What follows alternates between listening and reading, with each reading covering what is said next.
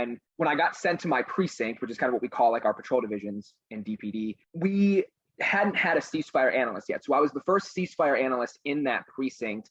And so my job was kind of to take some of the intel that our officers had and start building out, gangs and groups from that information. So it was a challenge kind of being that first and kind of having that uncharted territory, so to speak.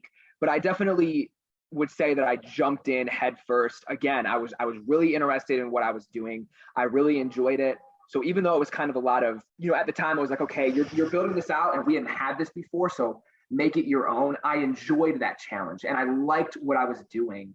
And so it made it easier to go, hey, I got this guy's social media. Let me go look through the cases. Oh, him and these 3 guys were together in this, CCW case. Okay. Oh, look, they're on social media together. They're definitely associated to this, and kind of building it out and learning what it looks like to build out a group. It was definitely a very unexpected experience and not what I expected from like my first crime analyst job, but I'm really, really grateful for it. And I learned so much from that first year or so.